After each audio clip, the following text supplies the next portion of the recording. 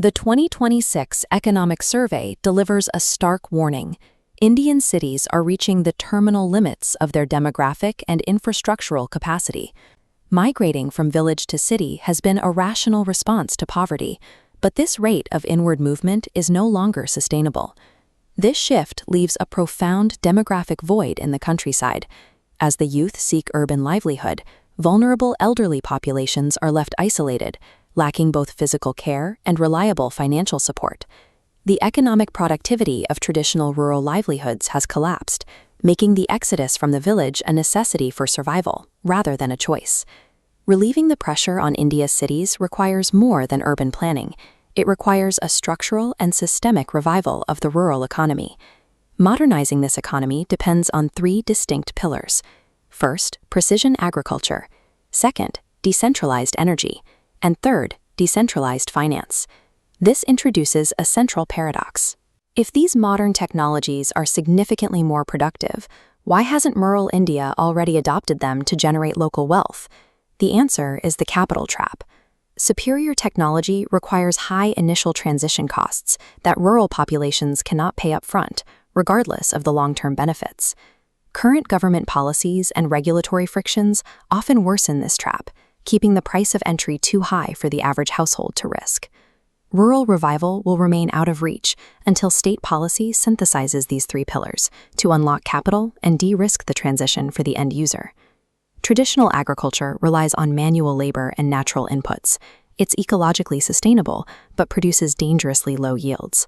Conversely, modern mechanized agriculture can increase crop yields and labor efficiency by up to 70%. Data from the IJAFS 2026 analysis highlights the price of that efficiency, showing a massive disparity in required input costs. Modern farming requires an investment of 25 to 50,000 rupees per hectare, compared to just 10 to 15,000 for traditional methods. While modern methods offer higher net profits, they also introduce extreme financial risk, forcing the farmer to bet their entire livelihood on a single harvest just to cover the initial costs. For households living below the poverty line, these upfront costs are an insurmountable barrier, trapping them in a cycle of low-yield traditional farming. Precision agtech is mathematically viable, but remains practically inaccessible until the friction of initial capital is removed. Modernizing agriculture demands a consistent power supply, as high-yield farming relies on reliable, decentralized energy.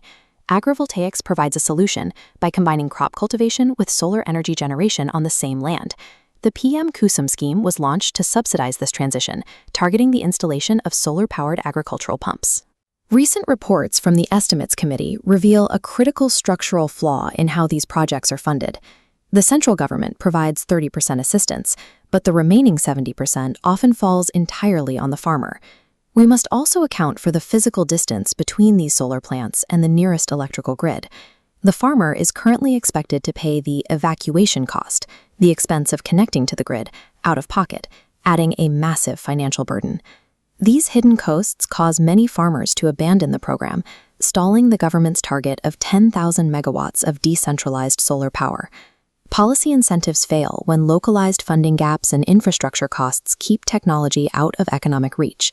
With traditional credit and state subsidies often failing to reach the local level, the search for capital moves towards a different infrastructure, the digital devices now common in rural households. Traditional finance relies on centralized intermediaries with high operational costs, making rural lending unprofitable for banks. This comparison of cross-border remittances, a vital source of rural income, shows the difference in efficiency between traditional finance and decentralized systems.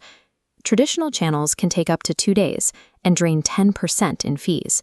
A DeFi smart contract can execute the same transfer in real time for less than 1%. This low-cost architecture enables tokenization, where agricultural assets like future crop yields become digital collateral. Using these tokens, a farmer can secure a microloan through a smart contract instantly, bypassing traditional credit checks and high-interest intermediaries. Yet, despite its mechanical efficiency, this financial layer is currently paralyzed by regulatory uncertainty. The system lacks a stable INR-pegged currency, and there is a direct conflict between the pseudonymity of decentralized networks and India's strict identity and anti-money laundering laws. DeFi has the capability to unlock rural capital, but it cannot scale legally without a clear framework that integrates with the state. Building a productive rural economy requires more than isolated tools.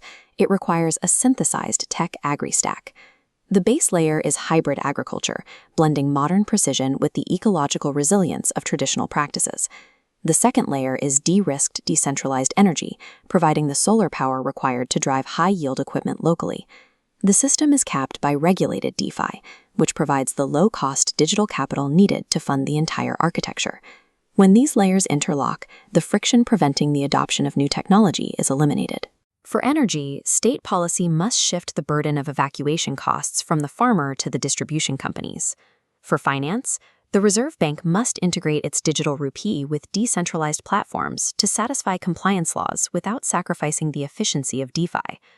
By clearing these specific bottlenecks, the state transitions from simply subsidizing rural poverty to actively capitalizing rural productivity.